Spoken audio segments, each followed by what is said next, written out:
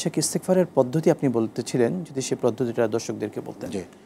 আসলে ইস্তেগফারের কতগুলা ইবারত আছে, যেরকম আস্তাগফিরুল্লাহ রাব্বি মিন কুল্লি যামবি ওয়া আতুবু ইলাইহি লা হাওলা ওয়া লা কুওয়াতা ইল্লা বিল্লাহিল আলিয়্যিল আযীম। জি। এটা আরবিতে কেউ যদি পড়তে পারে পড়বে, আর যদি আরবিতে পড়তে না পারে তাহলে তো আস্তাগফিরুল্লাহ আস্তাগফিরুল্লাহ জি। আস্তাগফিরুল্লাহ এতটুকু, মানে আমি আল্লাহর কাছে গুনাহ মাফ অর্থাৎ জন্য মুখে দরখাস্ত পড়ার সাথে করছি। সাথে মনের মধ্যে এটা মনের একটা ধারণ পরিবর্তন করবে। আসতে হবে। ওই যে মনের পরিবর্তনটার সাথে সাথে সে জি। যখন যখন অপরাধী, স্বাভাবিকভাবে আপনিও বুঝেন, অপরাধী যখন সে বলে যে আমি অপরাধী, আমাকে ক্ষমা করুন, জি।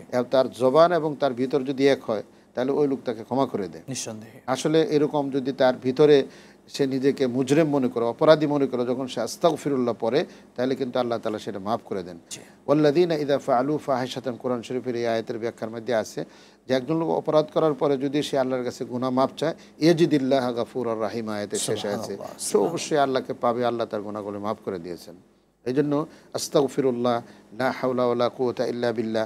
আমাদের ঢাকাতে একটা আছে, অভ্যাস আছে, আস্তাগফিরুল্লাহ আস্তাগফিরুল্লাহ, কোনো সময় করা ঠিক না, এটা গুনার কাজ। তওবা তওবা এমন হ্যাঁ, করে। তওবা তওবা করে আস্তাগফিরুল্লাহ পড়ে, এরকম করা ঠিক না। জি। এটা আপনার মনের আবেগের সাথে আস্তাগফিরুল্লাহ পড়বেন, এটা গালে বা শরীরে কোথায় হাত দিতে হবে এটা না। আরেকটা আছে সাইয়্যিদুল ইস্তিগফার, এটা নামাজের পরে, ফরজ নামাজের পরে পরে আল্লাহ তাআলা গুনাহ মাফ করে দেন।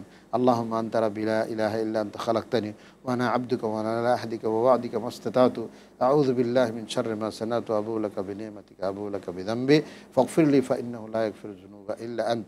এই সাইয়্যিদুল ইস্তিগফারটাও আছে, যদি কেউ পড়তে চায় পড়তে পারে। তাহলে তার খোলাসাটা হচ্ছে এটা যে আল্লাহ, আমি তো সমস্ত গুনাহ থেকে তোমার থেকে মাপ চাচ্ছি, তোমার যে সমস্ত নিয়ামতগুলো আমার উপরে আছে সেগুলো আমি স্বীকৃতি দেই, তুমি আমার গুনাহগুলো মাফ করে দাও, গুনাহ মাফ করার যোগ্যতা কত তুমিই রাখো, তোমার কাছে আমি ফিরে যাচ্ছি। মূলত এই বিষয়টাকে সামনে এনে তার নিজের ভাষায় যদি সে বলে, নিজের আবেগ যদি সেরকম হয়, অবশ্যই আল্লাহ তা ইন্নাল্লাহ আলিমু বিযাতি সুদূর, আল্লাহ মানুষের অন্তর্যামী।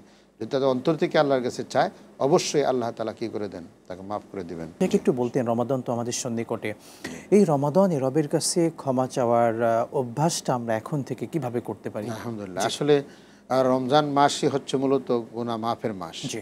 এই গুনাহ মাফের জন্য আমরা কতগুলো সময় আছে, যেরকম সাহারির সময়, সাহারির আগে শেষ রাত্রে সে তাহাজ্জুদ পড়ে আল্লাহর কাছে কান্নাকাটি করতে পারে, এবং পুরা রোজার টাইমটাতে সে আল্লাহর কাছে গুনাহ মাফ চাইতে পারে। জি। বিশেষ করে ইফতারের মুহূর্তে আল্লাহ তাআলা গুনাহ মাফ করেন, এবং ইফতারকে সামনে রেখে যখন গুনাহ মাফ চায়, তখন আল্লাহ রাব্বুল আলামিন রহমতের জুস এসে দেয়, এবং আল্লাহ তাআলা বলেন যে গাফারতু লাকুম, তার সমস্ত গুনাহগুলো মাফ করে দিলাম সেখানে।